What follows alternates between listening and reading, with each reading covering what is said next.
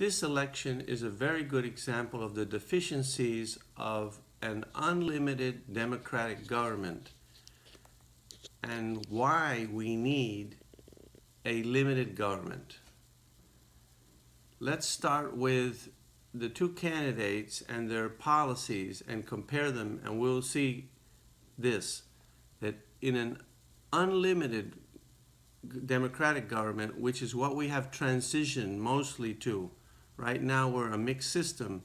We started off as a limited government, but now we're closer to an unlimited government where majority rules on every question. That's the big difference. In a limited government, the government's functions are limited to protecting the individual rights of the citizens.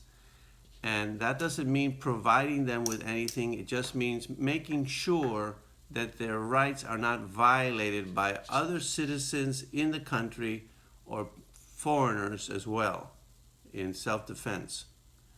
So this election shows clearly how bad an unlimited government is, an unlimited democratic government.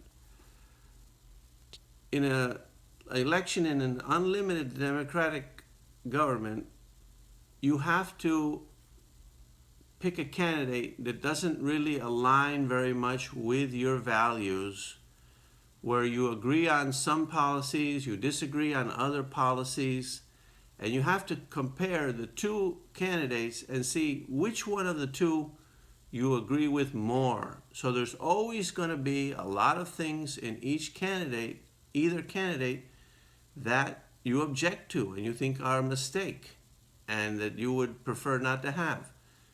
In a limited government, since decisions are made by the individual, since the government doesn't take all that money, you make the decision on your own values, how to spend your own money, and how to live your own life. Now, let's examine these two candidates, because in this case, the candidates, you have to choose between which of the two is worse. In some elections, you could say you can choose between which is better, but now we have this excruciating election, which is, if you want to analyze, very hard to determine which of them is worse. So let's compare their policies. Trump has a much better economic policy. Why? Because he wants to reduce foreign taxes on money brought back to America, so all that money would come back to America ready for investment. He wants to reduce corporate taxes. He wants to reduce taxes for the individuals. He wants to reduce regulations. He wants to not fall into the trap of climate change. And he doesn't want to do minimum wage. On almost every single issue, he's better than Hillary Clinton, who would have the economy controlled by climate change regulations that would hamper industry and control industry, just like a socialistic government would do. She wants to raise taxes. She wants to decide how people relate to each other in various issues like who they work for. Do they have to be paid this amount? That's minimum wage. Can they work for less than this amount? They can't decide individually. The government decides. She wants to interfere in personal contracting between people, where she says make sure that women are paid their fair wage. So she wants to interfere and interject the government in all these personal decisions, which in an unlimited government would be free for the individuals to decide how they want to relate to each other. So to me, it's clear that if you're voting in the pocketbook, you would vote for Trump, because she's like a disaster as compared to him on all the economic policies.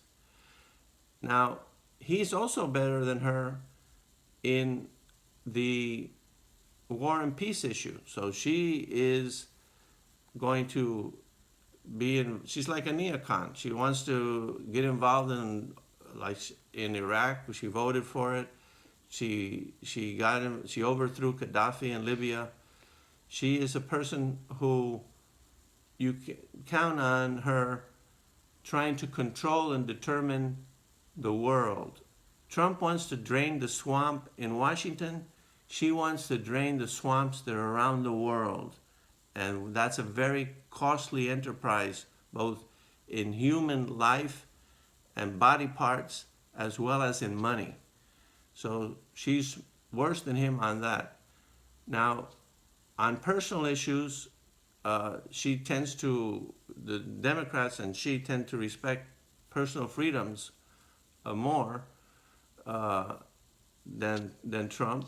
Say she believes in a woman's right to choose, and Democrats seem to be more likely to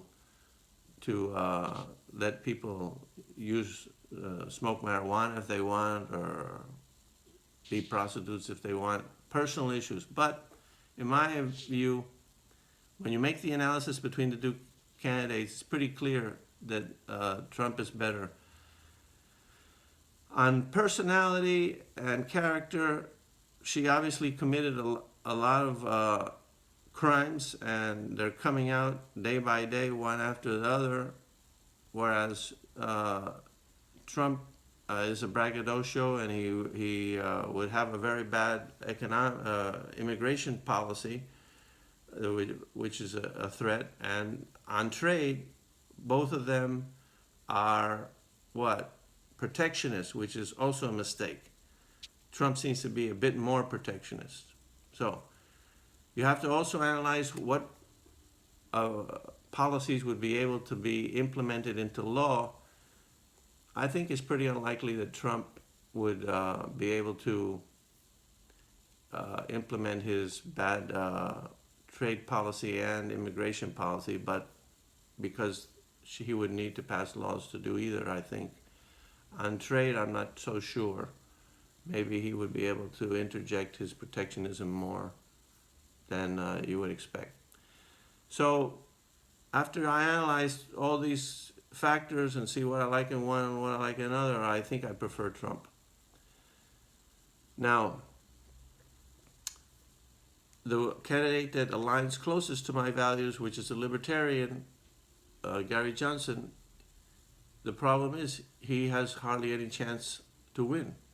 And this is the problem with our system, where you have a winners take all, and you don't have a voting system which is a runoff system where you can vote for whoever you want first, and if nobody gets 50%, then you have a second election.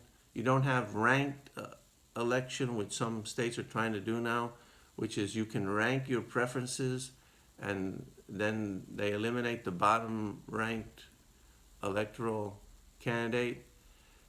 We don't have proportional representation, so even the minority party has 49% of the votes, they can get zero power. That's a very bad system. Whereas in proportional representation, you would get some proportional political power. So this is why this is an excruciating election, and it's hard for me to decide exactly what to do. Thank you for watching.